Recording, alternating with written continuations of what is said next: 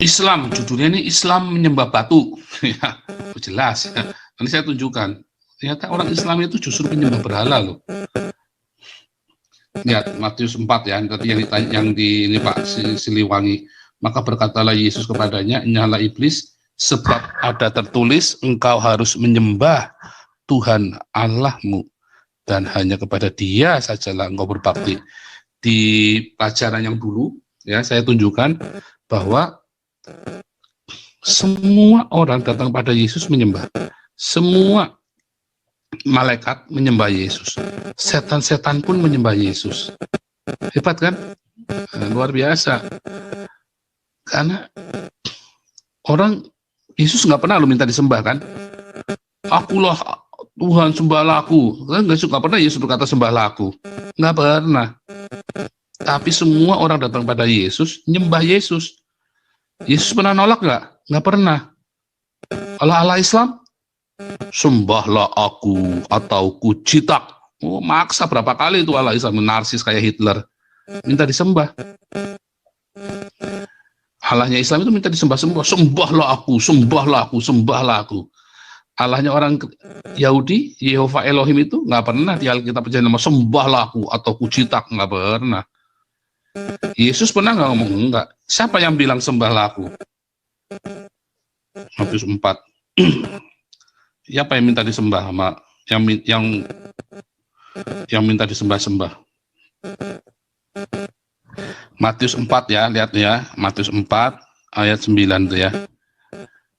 Dan Matius 8 ya, Matius 4 ayat 8. Dan iblis membawanya pula ke atas gunung yang sangat tinggi, memperlihatkan kepadanya semua kerajaan dunia dengan kemegahannya dan berkata kepadanya, semuanya itu akan kuberikan kepadamu jika engkau sujud menyembah aku. Ho ho ho ho ho ho ho. Sama kan Allah Islam kan? Sembahlah aku. Ha ha ha ha. Berapa kali tuh? Sembahlah aku. Ha ha ha ha ha ha. Tapi saya amit-amit suruh nyembah, amit-amit suruh nyembah Allahnya Islam. Nggak mau. Ya kan, suruh syahadat la ilaha illallah Muhammad Cabulullah. Nggak mau pokoknya. Nggak mau. Nggak urusan, nggak mau. Saya nggak mau. Ya. Tapi Yesus nggak pernah minta disembah-sembah loh. Tapi semua orang kenapa sujud menyembah Yesus? Waktu Yesus nemu Yudi Mulyana aja, Yudi Mulyana sujud menyembah kok. Padahal sudah jadi ustadz. Sujud menyembah loh. Waktu Yesus menemui saya sujud menyembah loh. Sujud menyembah. Ya entah kenapa. Ada rasa keagungan yang luar biasa, ada yang dahsyat itu, sehingga saya sujud menyembah. Mau percaya mau enggak, itu kenyataannya begitu terjadi. Ya, semua itu sujud menyembah. Semua orang ketemu Yesus pasti sujud menyembah. Ya, nanti Anda orang Islam kalau nggak percaya, Anda berdoa saja supaya ketemu Yesus. Ya kan, itu kan sudah banyak yang ketemu Yesus, orang-orang Islam yang di Iran, yang di Afghanistan, yang dimana Injil tidak boleh diberitakan, sebenarnya orang nggak ke sana, pergi ke sana, tiba-tiba kan Yesus nemuin mereka satu-satu kan, dan banyak yang bertobat kan, ketemu Yesus. Bukan cuma mimpi loh, mereka ngelihat loh. Tapi apa kata Yesus? Ya kan? Enyahlah iblis, sebab ada tertulis engkau harus menyembah pada Tuhan Allahmu. Coba kita lihat kata menyembah ini ya. Kata menyembah ini berasal dari kata proskunesis ya, atau proskuneo. Proskunesis atau proskuneo. Nah, kata proskuneo itu apa sih?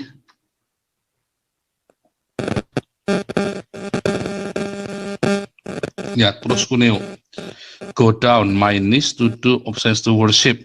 Ini katanya strong concordance karena berdasarkan dogma.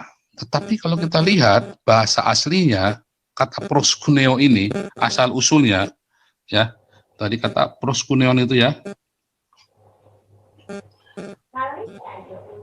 pros and probable derivative of kuon, meaning to kiss like a dog licking his master hand.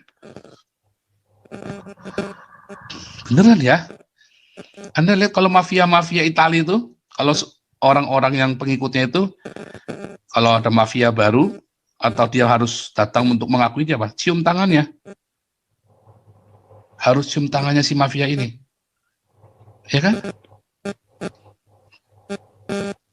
Anda ingat film ini nggak? Kingdom of Heaven. Waktu ini kan kapten komandan yang berkhianat kan, terus diampuni, terus dia disuruh cium tangannya si raja ini yang lepra kan. Wah, lepra tangannya diciumin lepra loh. Ya, ada filmnya nih.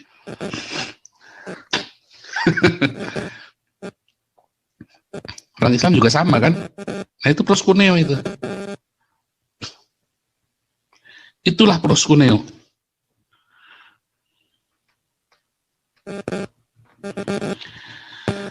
Jadi orang Islam mau terima mau enggak, mereka itu sudah menyembah berhala. Karena ada keharusan. Beda dengan di gereja Katolik, tidak ada keharusan. Kalau di Islam ini keharusan. Anda harus menuju ke sini. Sujudnya pun ke arah ini kan. Sujudnya harus ke sini. Itu keharusan. Artinya apa? Artinya itulah berhala. Anda mau terima apa enggak, Anda mau ngakuin mau enggak, itu nyatanya begitu. Itulah berhala. Ya. Mau terima mau enggak, itulah berhala.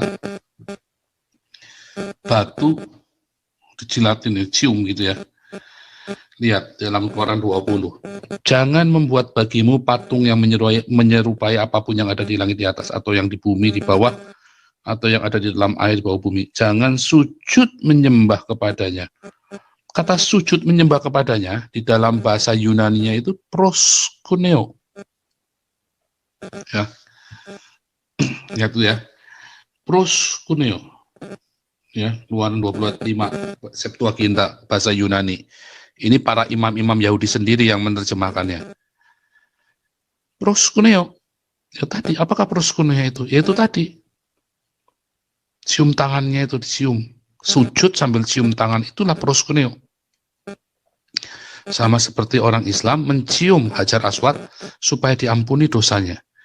Karena saat kamu mencium suatu hal, sujud mencium suatu hal, artinya Anda sedang obedience, Anda sedang mengabdikan diri Anda kepada yang Anda cium itu. Anda sedang menjadi dulos dari orang yang tangannya Anda cium tadi. Sama seperti mafia-mafia Italia itu loh. Anda sedang menunjukkan kesetiaan Anda kepadanya. Makanya Tuhan bilang tidak boleh kamu proskuneo kepada batu, patung apapun. Nggak boleh. Apalagi kalau itu menjadi kewajiban bagimu. Begitu jadi kewajiban, nggak boleh. Ya. Nah, bedanya di Katolik dengan di Kristen apa? Di Katolik itu bukan kewajiban. Kalau di Kristen kalau di Islam di kewajiban. Kamu sujud menghadap kepada Ka'bah itu, dan bentuknya adalah vagina. Tidak boleh menyerupai apapun, ya, termasuk menyerupai vagina ini, ya kan? Anda mau terima mau enggak, nah itu udah kejadian. Mau terima mau enggak, pokoknya, loh itu kenyataannya begitu. Apakah Anda kalau sholatnya nggak menghadap ke Ka'bah itu berarti sholatnya itu sah? Enggak sah. Harus menghadap ke sini dan harus mencium ini. Harus mencium batu vagina ini. Ya kan? Sama seperti Allah SWT itu kan meniup vaginanya Maryam kan? Oral seks itu kan. Karena memang agama Babel itu tidak akan jauh dari pemujaan. Agama Babel tidak akan jauh dari pemujaan vagina. Ya, makanya di Hindu itu juga agama dari Babel ya. Spirit of Babel. Semua agama, dulu pernah saya jelaskan ya, semua agama itu berasal dari Babel. Kristen itu bukan agama, tapi kalau Anda menjadikan Kristen sebuah agama dengan ritual dan simbol-simbolnya, maka jadilah itu spirit of Babel. Nah, itu dia masalahnya sekarang. Itu masalahnya. Ya, saya jelaskan. Bahkan orang-orang gereja karismatik pun banyak kemudian terjebak di dalam penyembahan berhala ini. Bagaimana, Pak? Oh iya, begitu Anda melakukan ritual yang diwajibkan, dan tanpa ritual itu Anda merasa belum bertemu dengan Allah yang sejati, maka Anda sedang menyembah suatu berhala. Termasuk ketika Anda gotong-gotong tabut perjanjian, tiruan itu ya, terus Anda cium-cium, apa itu? Apa itu? Mahkota-mahkota itu, atau bintang Daud itu ya. Bintang Daud. Itu Anda sedang menyembah berhala. Minyak urapan, itu berhala loh. Anda berpikir minyak urapan itu sesuatu yang ilahi, itu berhala loh. Kekristenan itu bukan seperti itu. Bukan berarti orang yang bawa minyak urapan pasti salah, enggak. Tergantung hatimu saat itu kepada itu apa enggak. Begitu hatimu terikat kepadanya, itu adalah berhala. Sama seperti orang Islam hatinya terikat kepada Ka'bah, itu berhala. Lupa orang Yahudi juga berarti ke Yerusalem, iya, karena di Yerusalem ada hadirat Allah. Allah hadir loh. Maka mereka menghadap kepada Allah. Apakah Allah hadir di Ka'bah? Enggak ada. Tidak pernah ada kehadiran Allah SWT di Ka'bah. Enggak ada. Ka'bah dulu itu berhala kok. Kuil berhala kok. Ka'bah itu kuil berhala ya, yang ada di Iran, di Persia, itu kuil Zoroaster itu. Islam itu dulu dari Zoroaster ya.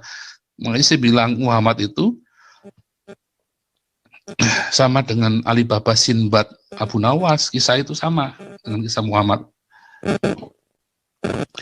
Nah, kekristenan tidak mengarahkan Anda kepada ritual dan fisik lagi. Ya, coba kita lihat.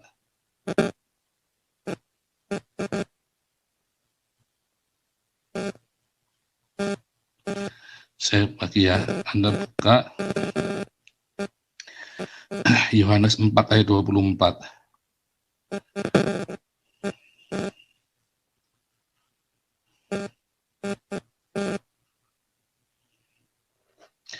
Allah itu roh.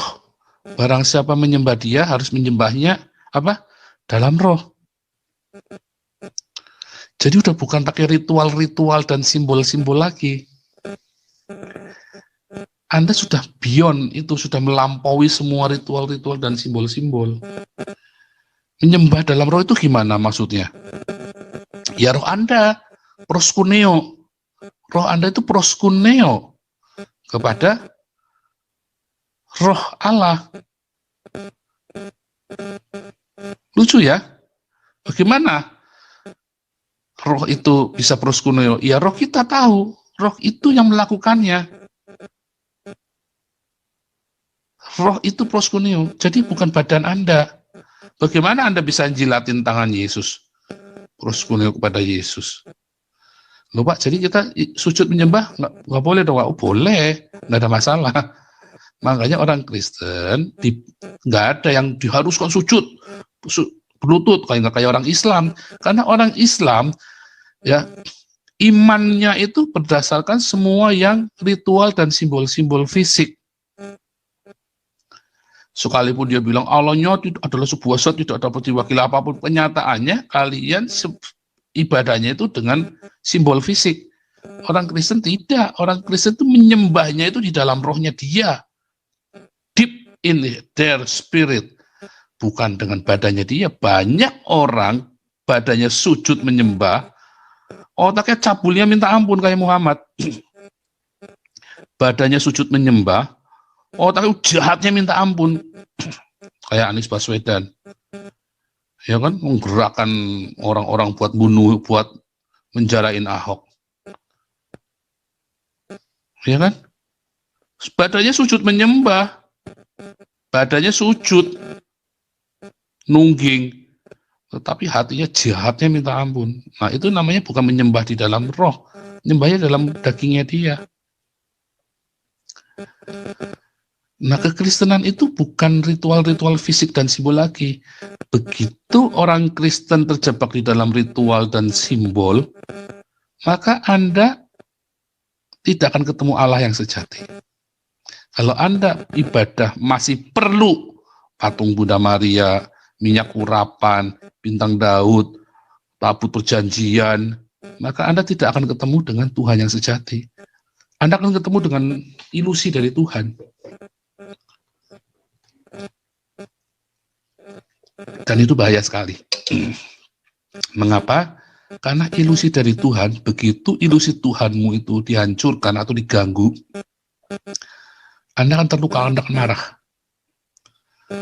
Tapi kalau roh yang kamu sembah itu di dalam rohmu, bagaimana orang bisa blasphemy? Bagaimana orang bisa menista? Bagaimana orang bisa menajiskannya? Nggak bisa lah, karena itu di dalam rohmu. Tapi kalau penyembahanmu adalah ritual dengan fisik, batas-batas fisik, misalnya nih di masjid, ya itu tempat suci, ritual. Begitu masjidnya dikencingin, ada anjing masuk, oh penistaan agama, penistaan agama.